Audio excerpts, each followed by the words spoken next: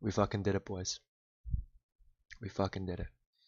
Lost my voice after partying at Young and Dundas Square late into the night. I got some rapid fire recaps, and then we're gonna go to the part where I shit on the most obnoxious statement I've heard in the entire NBA postseason. But yeah, I was at the Pickle Barrel Bar near Young and Dundas Square. I was standing, having a nice time, watching the game.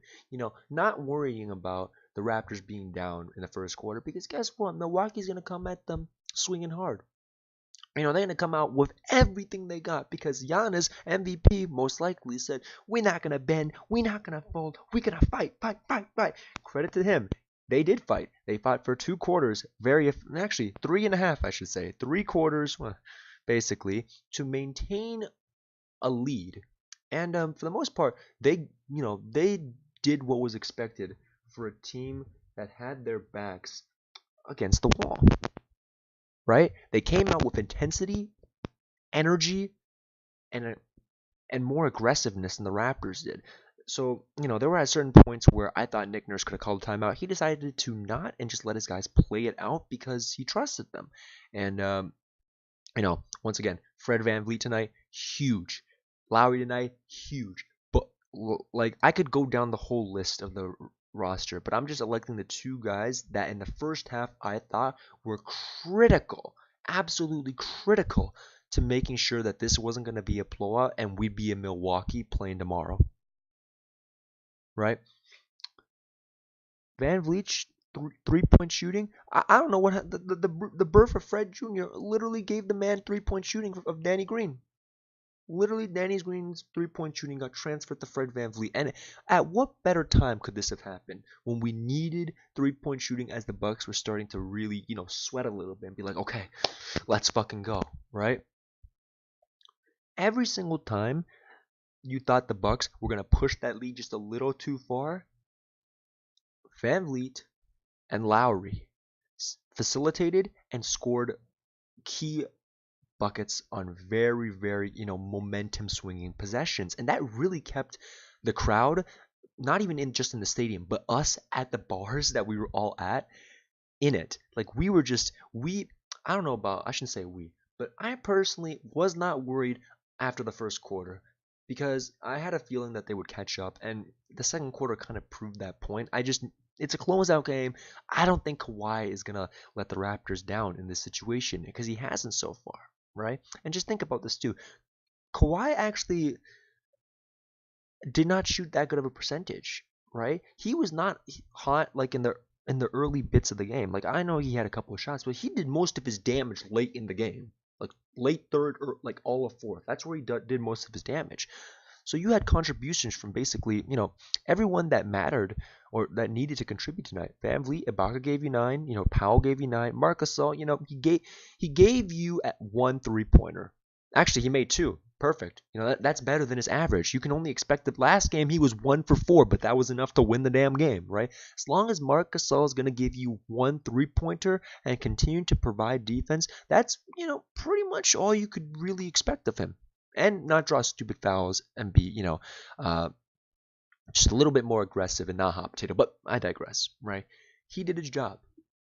The Raptor defense clamped down the Milwaukee Bucks this game. They made scoring so difficult, and you could just see as the game went on, the clamps and the screws tightened because Milwaukee's going to get fatigued, right?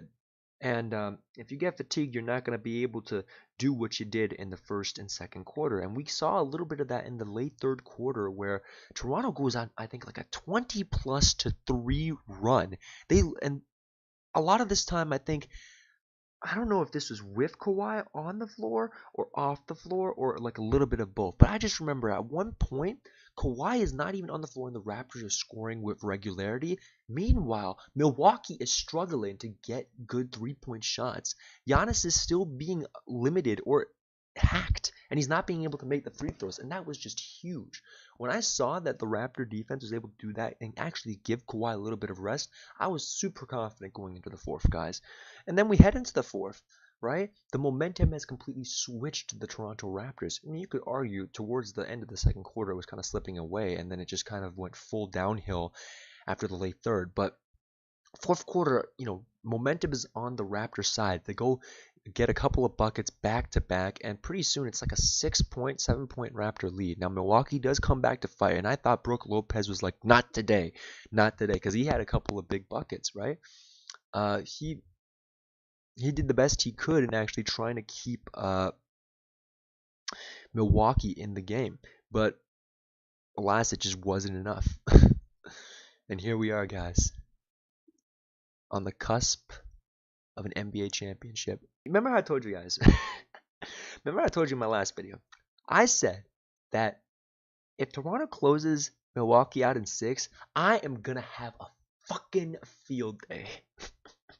First off, for those of you who might not know, I'm pretty sure everyone knows, because the whole Bucks in 6 mantra is founded on like one of the most absurd, like meme-worthy, pathetic, clips caught during an interview. It's basically an interview with Brandon Jennings. I'm pretty sure it's one of the Brandons. It was either Brandon Knight or Jennings. I'm pretty sure it's Brandon Jennings because yeah, it's one of those two scrubs. But they both played for Milwaukee. That's the most important thing. Anyway, Brandon Jennings in like the prime LeBron Heat era. He's going up against them as, I think it's the 8th seed. I think they squeak into the playoffs in like, I think 2013, right? And they interviews going on. It's like, this is back when, like, if you look at the video itself, it's still 360p. You could tell, but it did not age well. The reporter asked Brandon Jennings, how many games are you going to take the Heat to?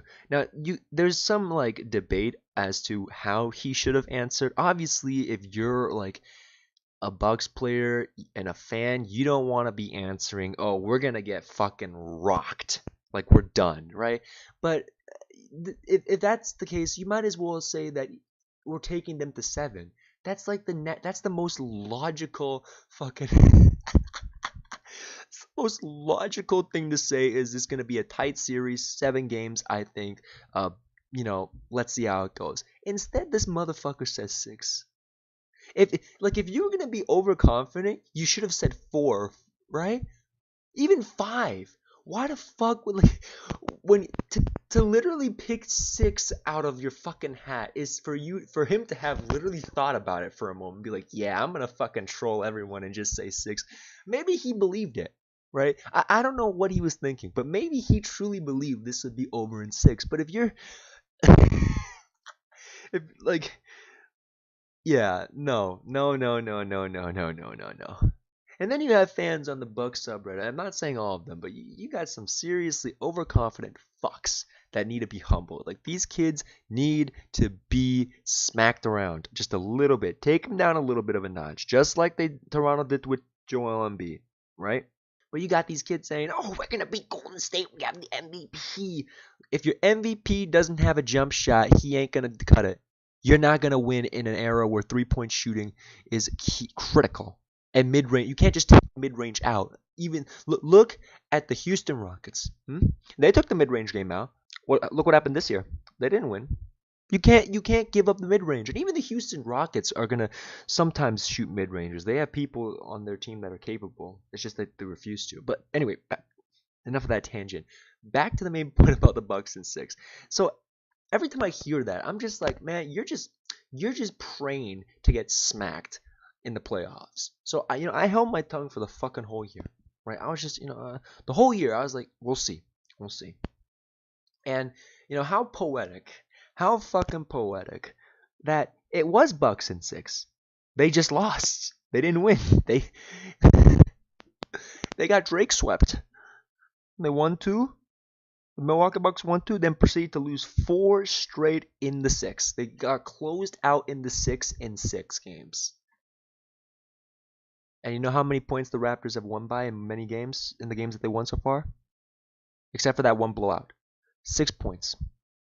How fucking poetic. I'm not gonna lie, that felt pretty good. When we closing them out last night, ooh. I didn't even want to go on Reddit because I knew I knew the salt was literally gonna be at an all-time high. You're gonna have the sodium level just shoot sky high. I was just in Young and Dundas partying. I was in the square partying. I was having a wonderful time. I don't really know what salty Milwaukee fans were doing, but yeah. Don't say Bucks and 6 because literally the fucking statement is based off Brandon Jennings. Brandon fucking Jennings. You know what? Let's take a look at this scrub. Brandon fucking Jennings. This motherfucker. Bucks in 6. The man is bounced around the yeah, no, him right here. This is the guy you base your entire fucking playoff, statement from? Come on. And then they had the Deer Park, which was just a ripoff of Jurassic Park, right? I don't want to say rip off, but kind of like an offshoot. I'm not gonna go shit on the Deer Park, whatever. But I'm just gonna shit on Bucks and 6. Ooh. That and then you had a statement from Giannis who's like, "We not gonna fold. We gonna fight hard. We ain't folding. If we lose, whatever, but we're not gonna fold." And that didn't really age well. But how was he supposed to know? Like the Raptors are gonna absolutely torch his ass this game. But yeah, guys. Hopefully none of you are Bucks fans. If you are, well, maybe I try my best not to go full on to offend you. But just yeah, don't talk shit about Bucks and 6. Don't do it. Don't do it because you know what happened when Toronto did it with their LeBron stopper. We had two LeBron stoppers. PJ Tucker, who rightfully left after that disaster in 2016, or was it 27? No, 2017. Yeah, who rightfully left in 2017 after being acquired at the trade deadline, and Damari fucking Carroll. We called him a LeBron stopper. Man had one surgery, literally bricked everything, then torched the franchise on his way out. Don't go making statements you're not prepared to follow up on. Because shit like this is just you could not make this up. All right, now I'm gonna go back to the rest of the game. Actually, there's not even much to go back. This y'all saw it. Like anyone, like y'all saw what happened. Like I don't have to go over these replays. Fucking. All right, guys. Yeah. I will see you. I'll probably be doing what was it? A series preview with the Golden State Warriors. I'll see you in the next one, guys. Great fucking win by Toronto.